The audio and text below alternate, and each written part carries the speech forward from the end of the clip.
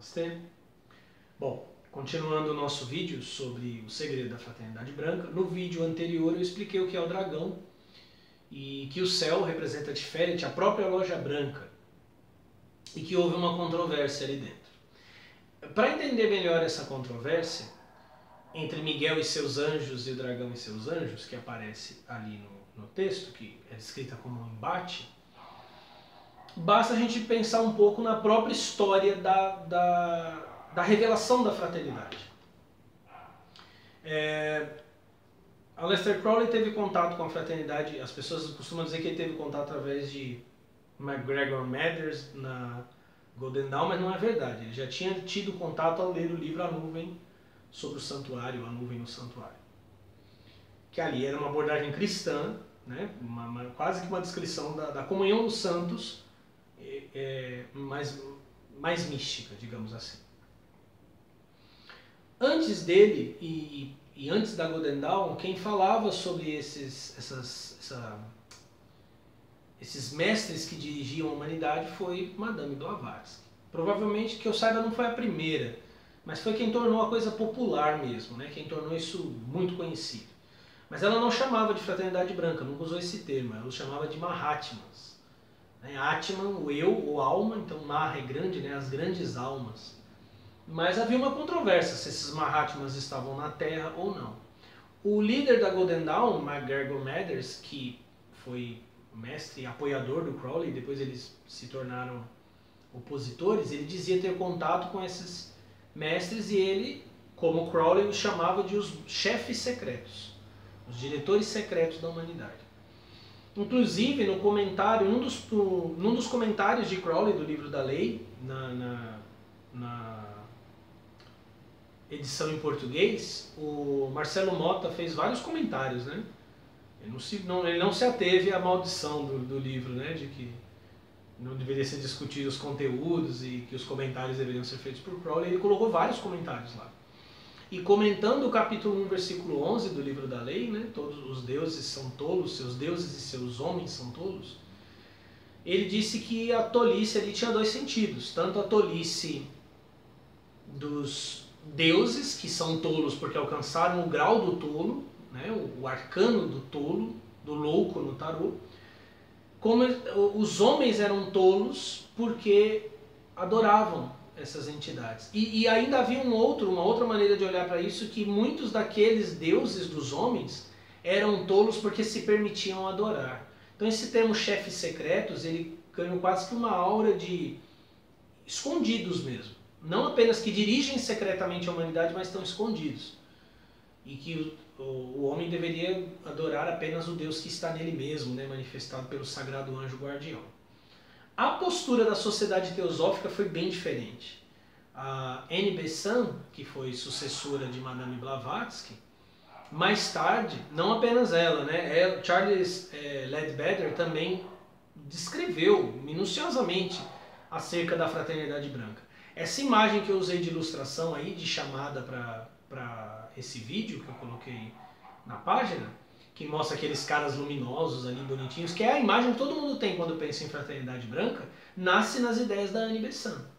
Ela descreveu os grandes mestres da fraternidade, né? Inclusive ela disse que esses deuses, eles conduziam a humanidade por raios, né, por expressões da luz divina que eram projetadas sobre a Terra. Então, tem outras descrições, né, mas essa é uma das mais comuns. O Moria, que seria o primeiro raio, a cor azul cobalto, Kut Rumi ou Lanto, que seria o segundo raio da cor dourada, Paolo Rowena, terceiro raio cor rosa, Serafis Bey, quarto raio da cor branca, e Larion, que seria o próprio apóstolo Paulo, né, quinto raio cor verde esmeralda, Jesus, que é o sexto raio, cor púrpura dourado, ou rubi, mas também Jesus aparece, às vezes substituído pela mestra nada, e o atual raio, que dirige a humanidade, que seria o raio de Saint-Germain, o raio da cor violeta, ou cor púrpura. Então a Annie Besant entendia que esses mestres projetavam a influência deles sobre a Terra através dos raios, conduziam os negócios e as direções da humanidade, e que de tempos em tempos havia um movimento, como de um relógio, e aquele que impulsionava isso a cada 2000 anos, como também Crowley falou, e muitas vezes, inclusive de maneira poética no coração do mestre. Esse mestre recuava, a influência dele diminuía e ela passava a acontecer, acontecia ainda. Por exemplo, se Jesus é o diretor do raio púrpura, aliás, do raio escarlate, ele não se isenta da fraternidade.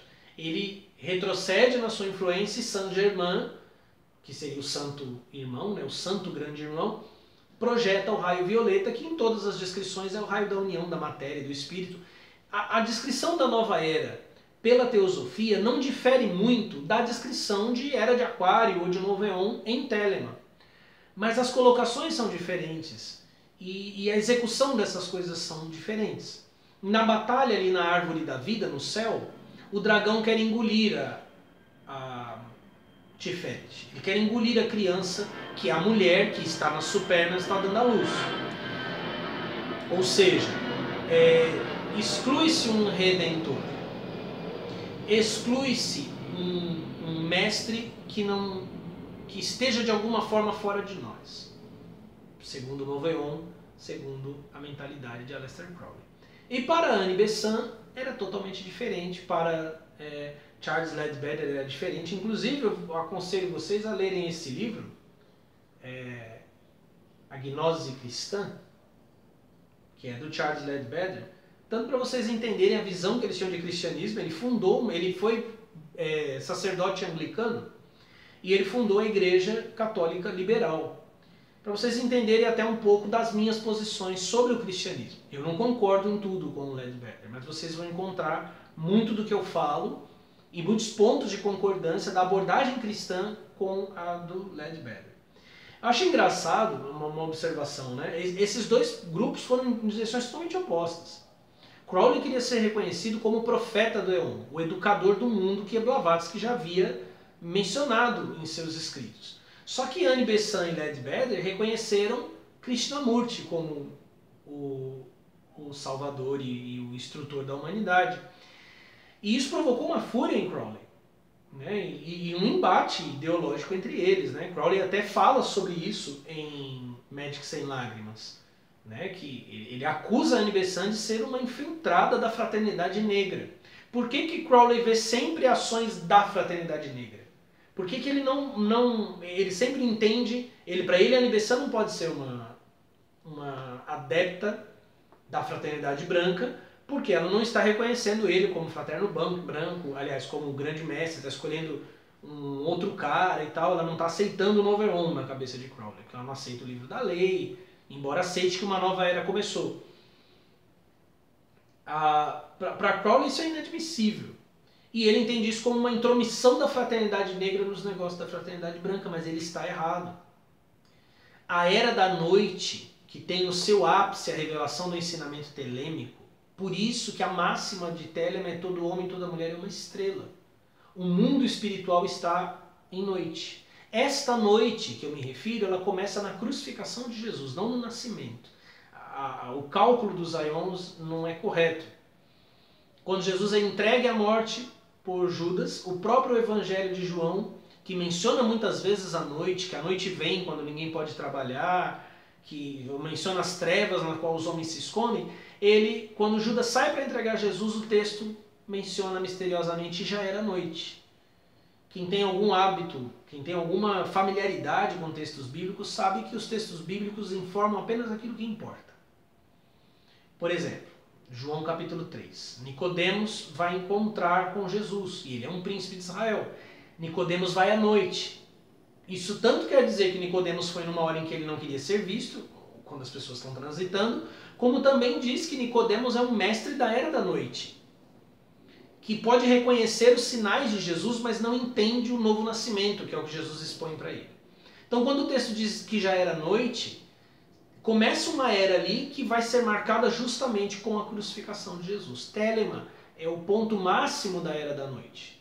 Neste ponto máximo de Telema, a crucificação do corpo não existe mais, mas o ego precisa ser diluído, dissolvido completamente na travessia do abismo. Todo o sangue, toda a identidade pessoal deve ser vertida no cálice de Babalon, para que o iniciado se transforme num santo, num mestre da terceira ordem, num integrante da fraternidade branca. Então o que você entende? Para Annie Besant havia uma redenção. O homem coopera. Charles Ledbetter diz isso na Gnose Cristã. O homem coopera. O homem se inicia. O homem busca sabedoria. O homem coopera com a graça divina, mas há a graça divina. Há uma intervenção divina. Há Deus vindo ao encontro do homem. Para Crowley, não existe Deus senão o homem. Essa é a distinção, esse é o embate interno. Ou Tiferet será engolida, ou ela será o regente, com a força de Resed, que vai governar o mundo. Um comentário de Crowley, também em Médicos Sem Lágrimas, no capítulo 9, sobre o poder dos chefes secretos da Fraternidade Branca. Por isso que eu falei antes que nós estamos no universo de uma das fraternidades. Mas no caso, se estamos no universo da Fraternidade Branca, abateu-se uma escuridão. Houve um conflito interno dentro da fraternidade. Olha o que Crowley diz. Que por meio de vibrações ofidianas eles podem insinuarem a si mesmos em quaisquer circunstâncias desejadas. Estes poderes que eles têm permitem aos chefes secretos induzir uma garota a bordar um tapete, quer dizer, uma coisa totalmente aleatória, né? Ou uma série que você vai assistir, ou iniciar um movimento político para culminar em uma guerra mundial. Tudo em busca de algum plano sagrado, além da competência ou da compreensão dos pensadores mais profundos e sutis. Ele admite que nós não conseguimos compreender as intenções da fraternidade, mas eles conseguem, pelo poder deles, interferir em elementos muito cruciais da nossa vida. O embate das posições dentro da fraternidade já aparece na própria relação do Crowley com a Golden Dawn, com o MacGregor Matters. Porque Crowley decide destruir magicamente a Golden Dawn, revelando os seus mistérios iniciáticos. E sobre isso ele escreve em O Coração do Mestre, que havia uma emergência da fraternidade branca tão grande em redimir a humanidade que eles haviam aberto mão da prática do mistério e do segredo. Antes de terminar essa parte, para a gente partir para o nosso terceiro vídeo, eu vou colocar mais uma informação aqui para vocês do próprio MacGregor, aliás, do próprio Ledbetter. Ele falando sobre a comunhão dos santos, no capítulo 19 da Gnose Cristã, ele descreve a fraternidade branca dessa forma.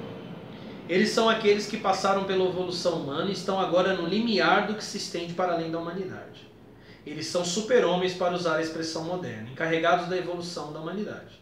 Essa grande fraternidade branca, que dura de eternidade a eternidade, é o reino dos céus, do qual Cristo fala, e aqueles que ali entram são os eleitos ou escolhidos. Os membros dessa poderosa fraternidade são unos em um tal grau que nos é impossível entender. Por que eu li esse texto? Porque se eles têm essa unidade tão perfeita, como é que eles podem estar em conflito? Não sabemos. O que nós sabemos é que o corpo dos iniciados na Terra esteve em conflito. E o corpo dos iniciados clamava uma conexão com a fraternidade. Isso é o tipo de coisa que só se pode descobrir pela experiência prática. É preciso penetrar os mistérios de Tiferet. É preciso penetrar os mistérios da fraternidade para perceber. Ele descreve, Ledbetter, que a fraternidade é como um único ser. Quer dizer, quando falamos em Deus, nós estamos falando da coletividade desses fraternos que atuam como um único ser. Dentro desta mente única, por conta da era da noite que se abateu sobre todo o universo, houve uma dissensão. Nos apoderaremos de Tiferet, promoveremos nós mesmos a nossa redenção, ou continuaremos passivamente recebendo as emanações das supernas. Atravessaremos o abismo ou nos contentaremos a vislumbrar a partir de Tiferet. Telemitas acreditam que são valentes, porque atravessam o abismo. Teosofistas acreditam que são obedientes, porque se sujeitam às vontades da grande fraternidade. É interessante uma outra coisa. Acontece até uma troca de identidades. Annie Besant, que foi sucessora de Blavatsky, ela defendia muitas das pautas que hoje são atribuídas à esquerda. Controle de natalidade, independência da mulher, o socialismo fabiano. Já Crowley tinha uma postura bem diferente no que dizia respeito à política. Crowley era contra o aborto, Crowley não era um grande defensor do direito da mulher. Claro que ele propagou o grande avanço nas posições das mulheres, todo homem e toda mulher é uma estrela. Mas ele não concordaria com Annie Besant. E hoje, a maioria dos telemitas são esquerdistas. Eles se alinham ideologicamente com Annie Besant. Todos esses... esse conflito e esse fluxo, essa dialética de ideias, de interpretações, ela é um sinal de que o Éon está terminando. Seja porque Horus vai assumir o lugar de Osíris, seja porque Saint Germain vai substituir Jesus na condução do raio que dirige a humanidade, há uma nova era se aproximando, há um novo Éon às portas. Tanto Crowley quanto Blavatsky e Annie Besant disseram a mesma coisa. Como é esse novo Éon? Esse novo Éon é de liberdade total, esse novo Éon é de amor sob vontade. Esse novo Éon, como ele se dará? Ele se dará pela impiedade, ele se dará pela submissão, ele se dará por uma reconciliação com forças celestes, ele se dará por um mergulho no abismo. Esse conflito, ele chega ao ponto de ser um conflito direto, que é o que eu vou mostrar na terceira e última parte desse vídeo. Namastê.